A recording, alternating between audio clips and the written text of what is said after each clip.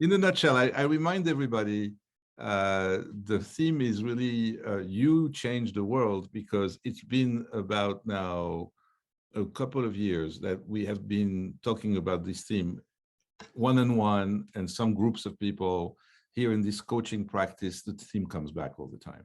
People have an impact that they don't even realize they do. And the fact is that making them aware of this impact that they have, and to the extent that they have stories they can tell and they can share to say, hey, I have a real impact on this person, or I changed that person's life completely. I'm not saying necessarily that you save the person's life, but it also happens. And it happens sometimes without you knowing. So because of all of that, I really invite now every week someone who has some reason, in my humble view, because I know that the people that I'm inviting, that they might have this kind of impact that I would like to share. So storytelling, all of that, of course, is interesting to know a couple of stories. We have a short amount of time, and this short amount of time, my invitation of you, Pierre, is to share some of your experiences that you feel had a great impact on people. Is it something that inspires you? Yes, absolutely. I mean, I know you from for a couple of years, Andre. I know you're an amazing human being, and therefore you're a wonderful coach because you're a great person.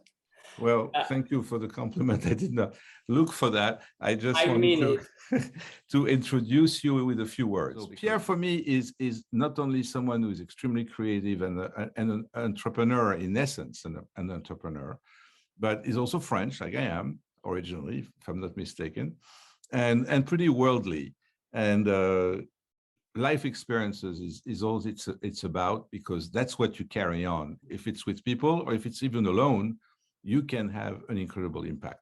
So based on that, Pierre, can you give us a little bit of a 1-minute update about where you stand, what you do?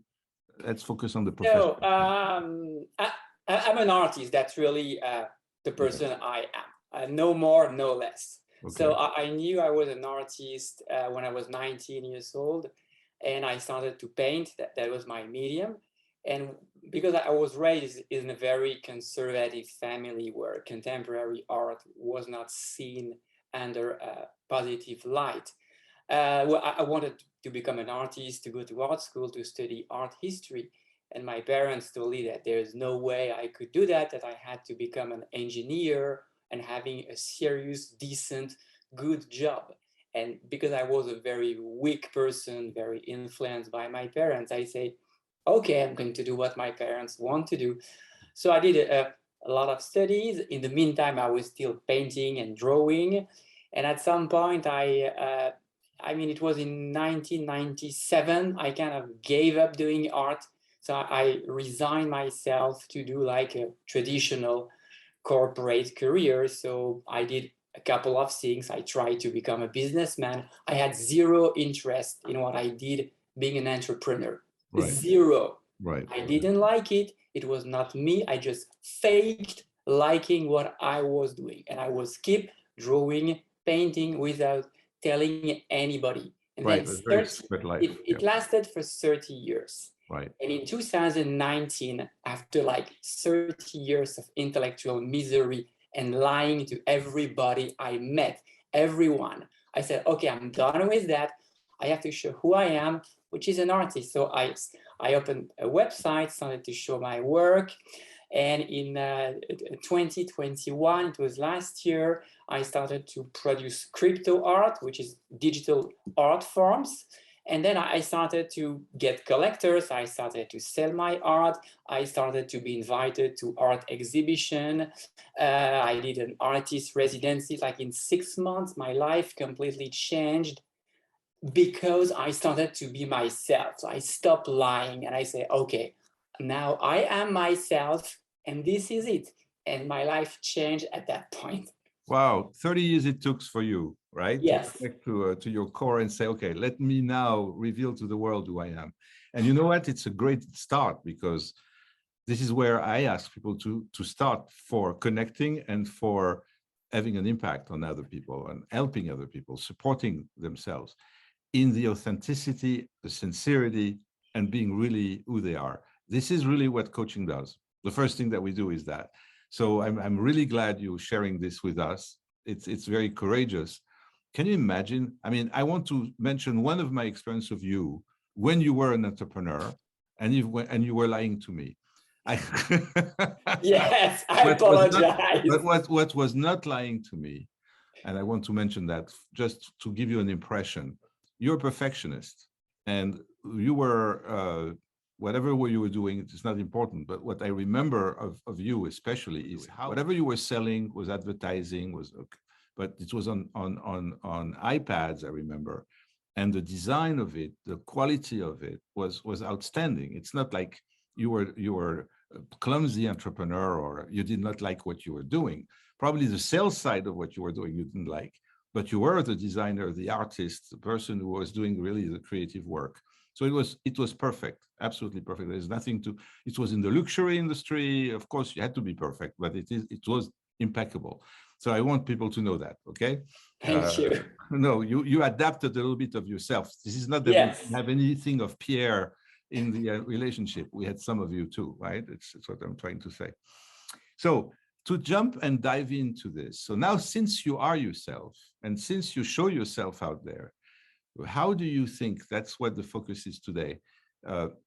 You impacting people, how people receive you, how does well, when I put my very first artwork on a website for sale and I sold it in 1 hour, I was like shocked. So I'm using words. I'm considered. So it never occurred to me to categorize my art form. I was a painter, an artist, and then now people, my fellow artists and art curators, told me, okay, here is who you are. So people categorize me as a crypto poet. Okay. And I think it's beautiful, and I'm flattered by this like weird term, but it's so I'm using a language. I'm writing like small stories, basically, to make things simple. Mm-hmm. And I post one of my first stories, and 1 hour after I sold it, then I put other stories, and like in 2 weeks, I sell 6 of these like short stories. Right. And I couldn't believe that anybody might be remotely interested in what I was writing. And I received comments, and extremely kind comments, from my collectors and from other artists and other people saying, I love your stories. I was so moved by what you're saying. I was like, wow, I had no idea. I had no idea. Yeah, and that's because I was 100% myself. There was no hiding, there was no lying. That was exactly me, and I had no expectation of any kind. I was just, okay, I'm going to be me, and people were like super emotional. And that's what makes me the most proud in my life, to be able to have people say, I feel so much emotion. I was so much moved by the story you're telling. Can you just give us an example? Okay, so I'm going to pick one of my stories here. I don't know them by heart. You can even share the screen if you want, just to have a little look. Okay, so let me, yes, okay. So can you see my screen? I can, absolutely. We all can, yeah. Okay, so I created a series that was showcased in a crypto art, in a poetry gallery. Right. And the name of this recent series is called Income. Yeah. And I'm going to read, there are 6 pieces, so I'm going to read the first piece. Okay. Yeah. I would have liked to have friends with the same income, plus or minus 2%, the same equally socially valued type of job, the same car category, the same moderately high professional expectations, the same upper middle class type of home in the same relatively affluent neighborhood, so we can cry together without any shame. Okay. Then the next one, I would have liked to have friends with an extremely similar income, plus or minus 4%. And then it's the same part, and only the end changes.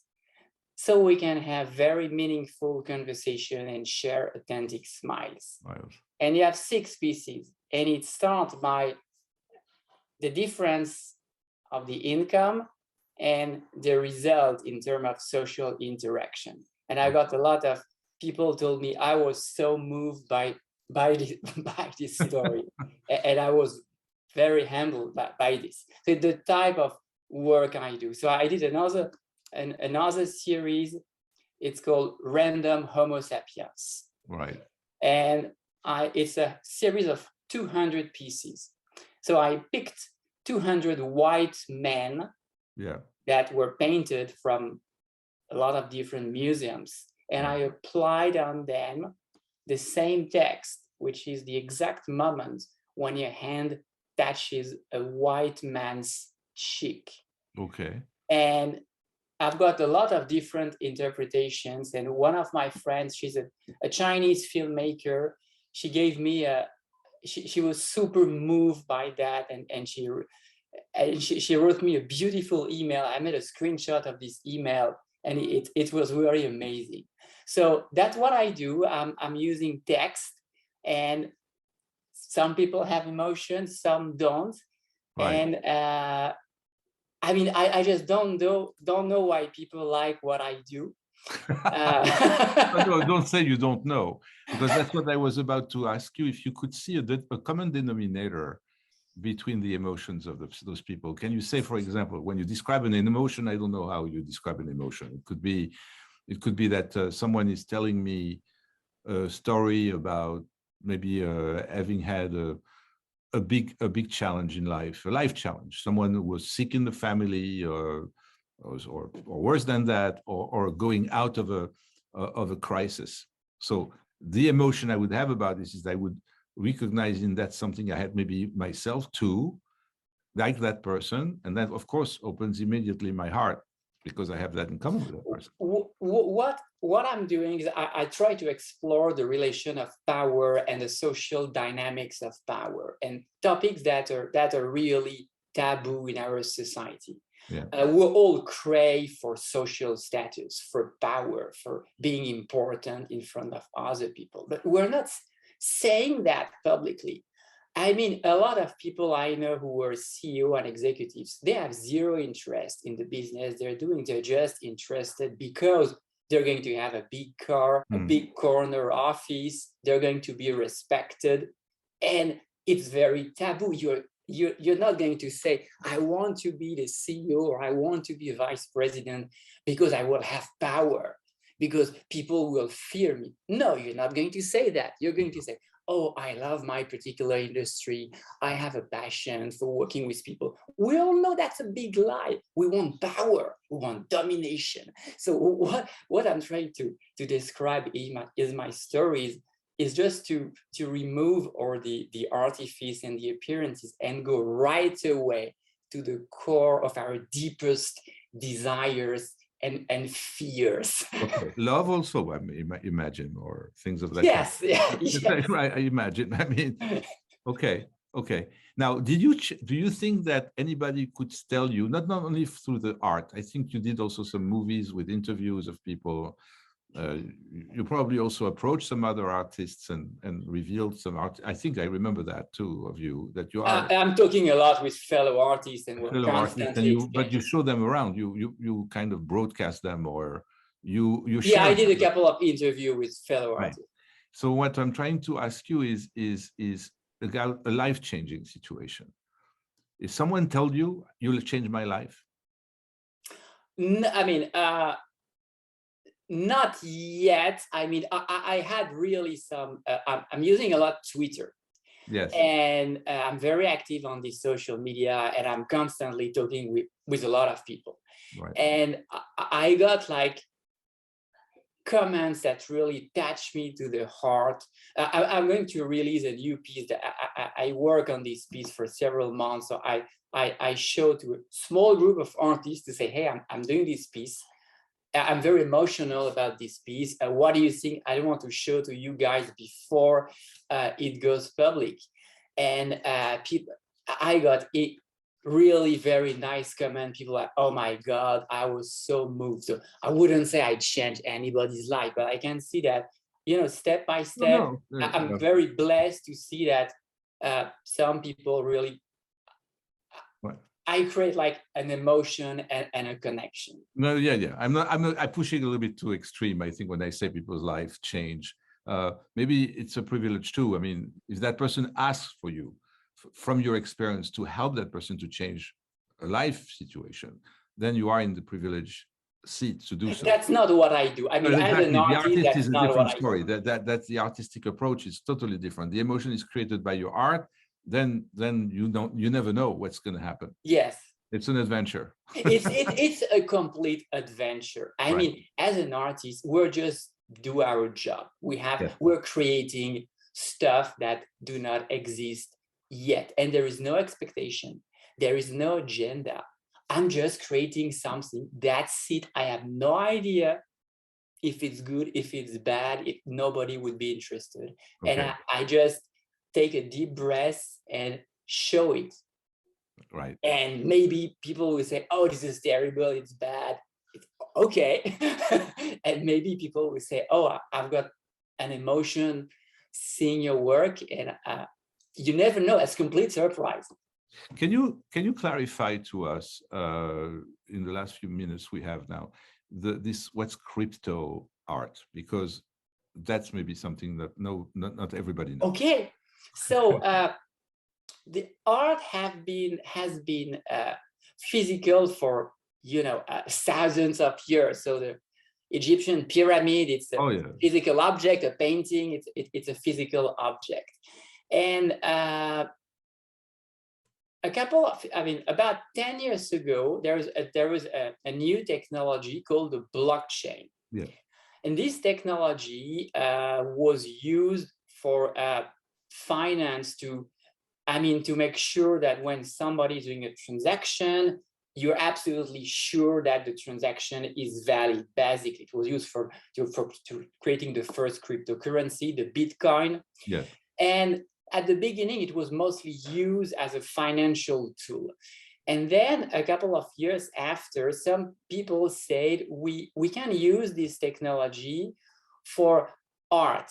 And what is important in an artwork is to make sure it's a unique piece, to make sure of the provenance, and to make sure that there is the record of who owns this piece without any doubt. So you can transfer the ownership of the artwork. So that was the job of Christie's and Sotheby's. And it was a complex job to track down the ownership of an artwork. And now using the blockchain technology, if you create an artwork that is digital, that is an image or a film, so you have a digital file, and now on the blockchain, you're going to have this image. And the blockchain allows to know exactly, in a way that cannot be altered, that this was created at this moment by this person. And you can transfer the ownership, and you can track down forever the ownership and the provenance of the piece without anybody being able to alter it, because it's completely decentralized. Okay. So the beauty of it is that it's decentralized, so there is no censorship. No, you cannot pay to do any changes. It's here, it's forever, it's public, and you can transfer the property. So it's a new technology that's going to be used for the next generation of artists who are doing digital art. Well, I think it's also interesting. It's attracting a lot of investors. Yes, so you can invest on digital art. You can invest in cryptocurrency, but a lot of crypto artists, they're here to do art. Right. So, okay, you can invest, you can sell or buy, but I'm very happy to see that the majority of artists, I mean, I know we're doing art the same way we're painting or we're drawing. It's just a new canvas. It's our computer it's a new canvas. with a canvas, but it's just a new, more technologically advanced canvas. Okay. Well, that was not the topic of our conversation, but I wanted to just make sure. So thank you, because it's very clear what you said. So it gives us a very good illustration. So I would like to end with one little story.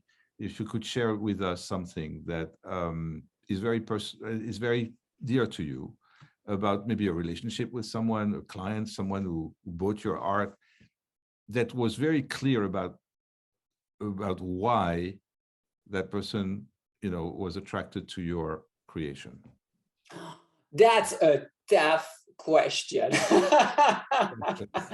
That's a very... Try to remember one person and try to clip a story to this, please. Wow, and we're live.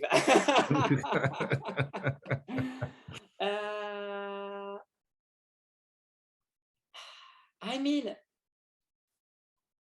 I cannot answer to your... I'm going to play the politician. So I'm going to say, thank you, Andre. That was a very interesting question. Yeah. But I'm not going to pinpoint one person in particular, because it's like, a network, a group of different people. Yeah, you met. I mean, I know that for a lot of my artwork, I'm putting out an artwork and I'm going to have 2 or 3 people who are going to contact me through direct message on Twitter. And the magic happens on Twitter.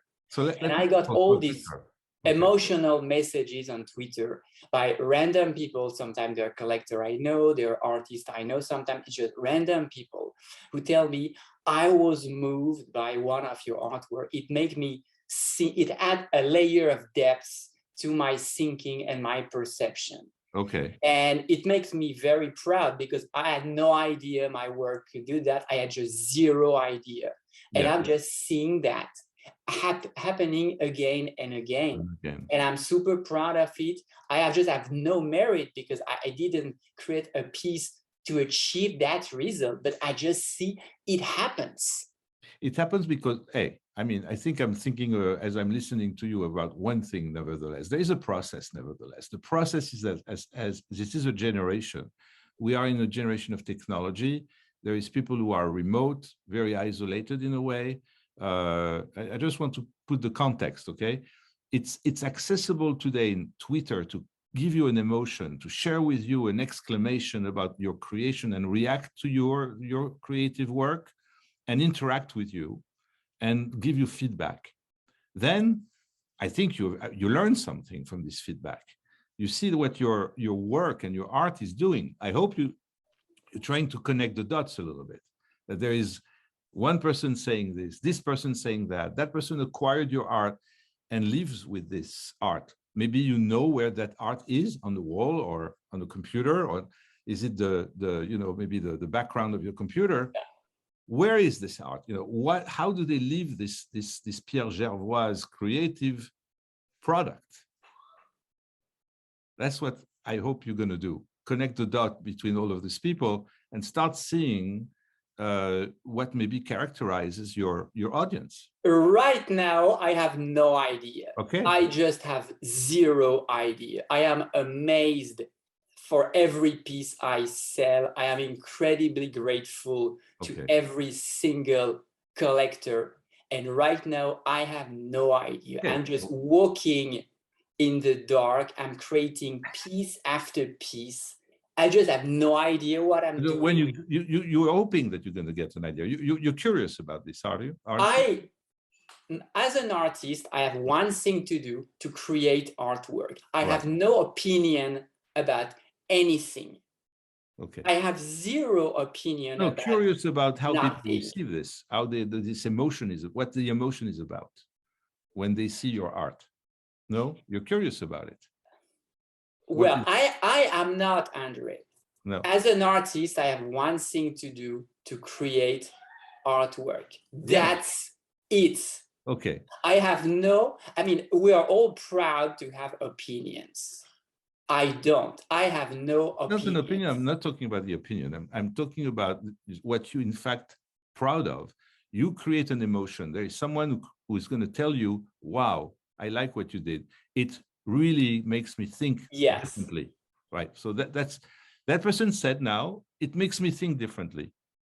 And when you read this, I would be curious, if I would be you, to know, what is it that changed in your thinking? What do you mean? I don't have the courage to ask. Okay. All right. So good. No, I like it.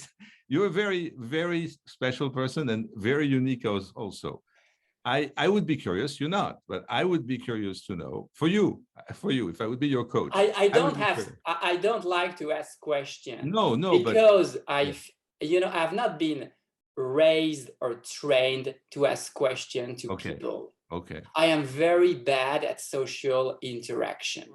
You don't want to be invasive. You don't Exactly. I don't want to be invasive. Right. So I never ask questions, and that's a big problem because some people say that I don't care, but I just have no idea how to ask questions. But you would to like other to have people. those answers, nevertheless, right? It would be interesting to you if you would have those answers. It might, but again, my job is to produce art. I am not thinking about anything else because Okay. I don't know how to think about any other thing than walking in a dark space and creating artwork. I am super proud when people say that they like my work, but I have no idea why. I have no idea if I would be able to replicate this. And I'm keep working and keep creating because that's the only thing I know how to do. Okay. That's it. Okay. Got it. Right. Well, so everybody now saw a sample of what authenticity is about. The very special creative person that we have with us this evening. And I hope we'll see you again, Pierre. And that by the time we see you again, maybe by the time you see you again, I give you a little homework if you want to take it. Sure. It's to try to not when you create, but that feedback you receive on Twitter, right? It doesn't have to be you, but maybe someone who is close to you might be more curious about why that emotion, where does it come from? I don't know. Maybe it might influence your art also, that you might starting to understand why people are liking it and why it's moving something in their soul. It's really, I would be curious about it. But thank you for sharing that. That's not that you're not curious, you are non-invasive. Yes, you don't want to bother, you don't want to annoy someone by showing curiosity and finding out, hey, why? So I understand. And me, it's not normal that I want to know. It's my profession to want. That's exactly what I want to know. Anyway, thank you again for accepting my invitation. And again, I'll see you soon. Thank you so much, André. It was a pleasure to be on your show. I said much more that I wanted to say initially, so you pushed me to say more things. So I'm very grateful because you're a great interviewer. Okay, thank you. Thank you, Pierre. Thank you, André. Bye-bye. Bye.